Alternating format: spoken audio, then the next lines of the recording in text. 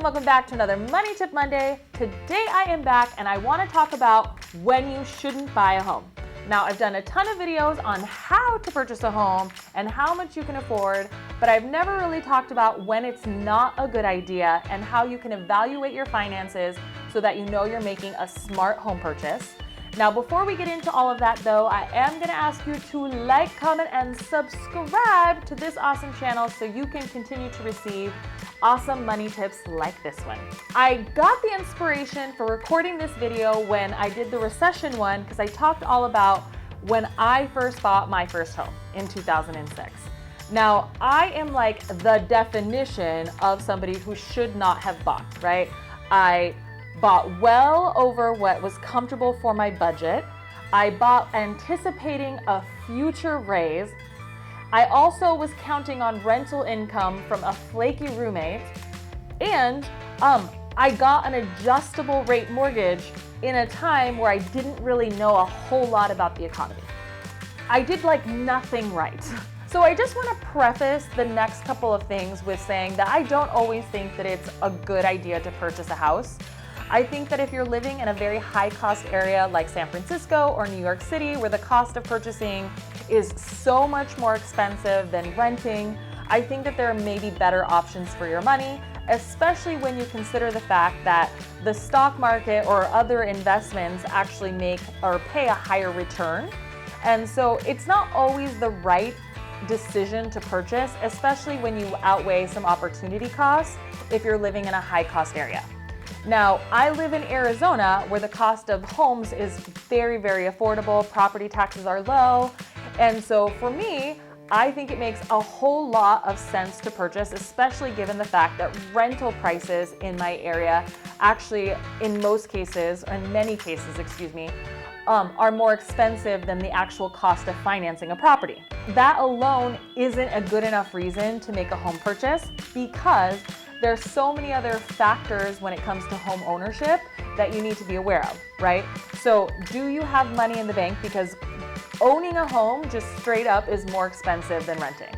The air conditioner breaks, it's on you to fix it, right? The roof has a leak, it's on you to fix it. If you want to do anything to the property, it's on you to fix it. So if you are not somebody who's accustomed to saving money for a rainy day or have funds available to do repairs, it's probably not a good idea to invest in real estate.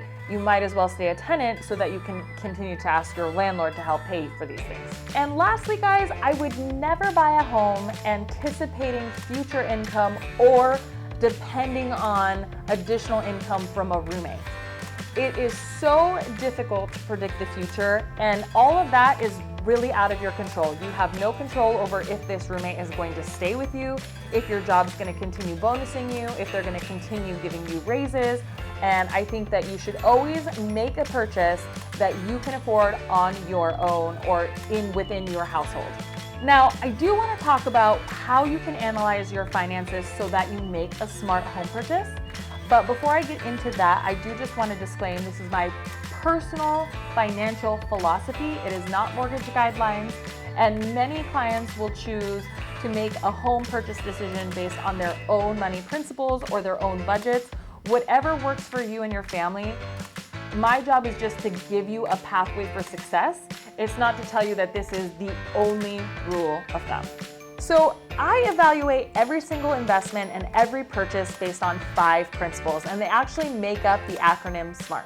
So I'm always reviewing what I'm spending on a monthly basis, how much I'm making, and when I talk about making, I'm talking about net income, so the money you actually take home, what I have in assets, so liquid savings, my risk or return on investment, so what are my expectations for spending this money, and then timing, how long do I plan on keeping the investment or the asset, right?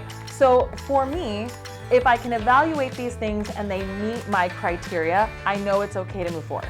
So when you're evaluating your spending, here's how I like to break things up, right? 70% towards lifestyle expenses, right? This is your housing, your installment loans, your spending on food, it's rent, it's utilities, it's everything that it takes to live, right? All of your minimum payments in this 70%. Then you have 30% if you carry a lot of debt or installment debt, credit card debt, I would use 20% of the 30% to use towards principal reductions. So principal reductions are additional payments over the minimum that help you pay off your debt quicker. And then 10% at a minimum from every single paycheck should go into savings. Now, if you don't have any discretionary debt like auto loans, student loans, or credit cards, you should try to put all 30% away into savings, right? It's so important for me to live this way because it helps me save, it helps me pay off debt, it helps me earn more equity. And I'm doing it in a way that still allows me to live a very fun lifestyle so that I'm not feeling very restricted. I don't know about you, the more restricted I feel, the less successful I am on any kind of diet or budget plan.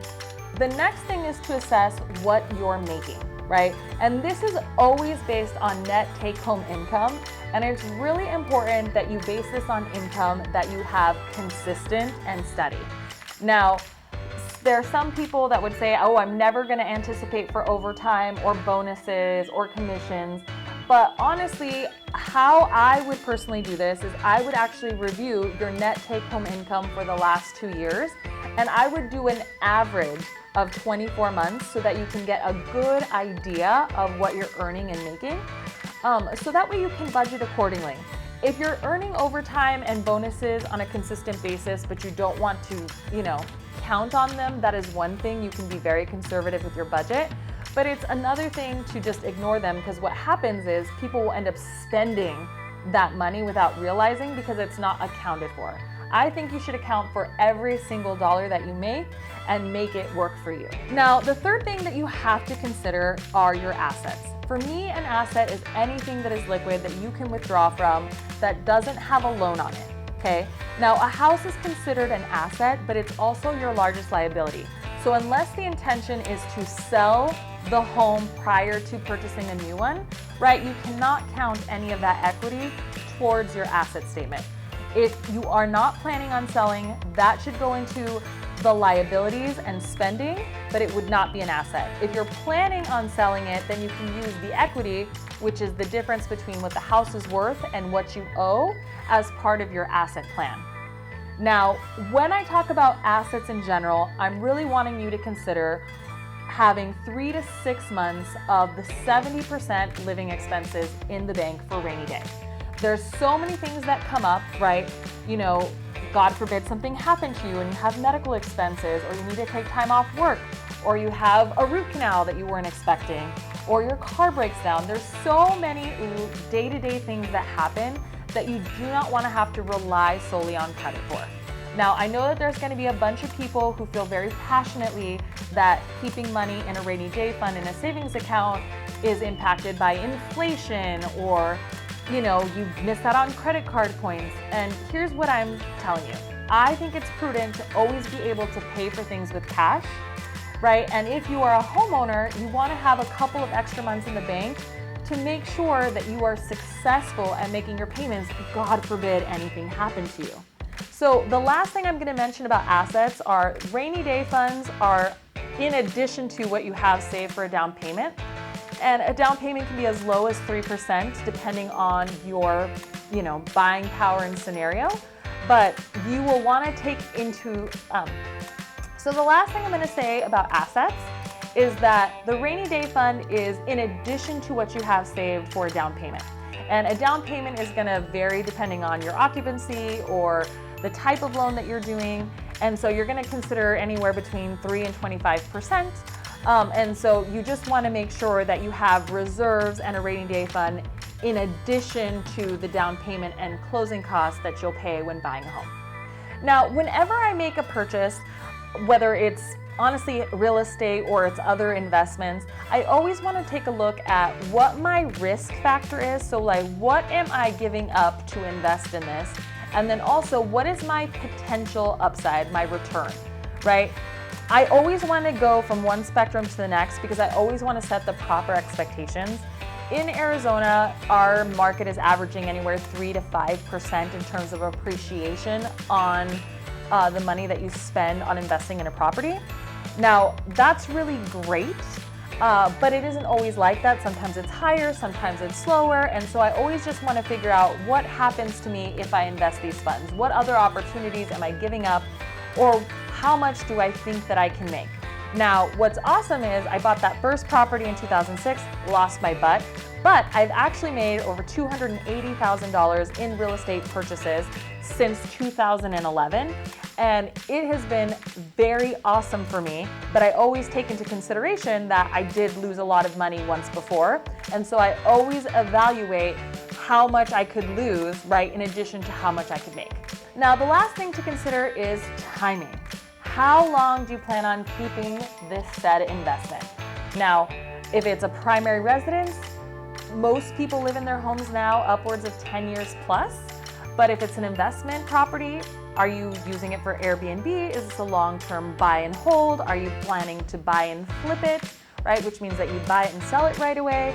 What is your intention for this, right? Because you need to have a backup plan in case that timing scenario does not work out for you, right? I can't even tell you how many people buy properties with the intention of offloading them and they end up keeping them, or vice versa, right? They end up purchasing and then all of a sudden they have to sell their property right away, right? So you just want to make sure that you understand that you're in a position to keep the property or the investment for X number of months or years, okay? So you always want to evaluate this with all of the other factors, okay? I am going to be putting together a more detailed guide that you can find on our website. And if you have any additional questions or more specific scenario related questions, we'd love to answer them here on a Money Tip. So go ahead and email us, DM us, mail us, call us. We want to hear from you, okay? And I will see you back on another Money Tip Monday.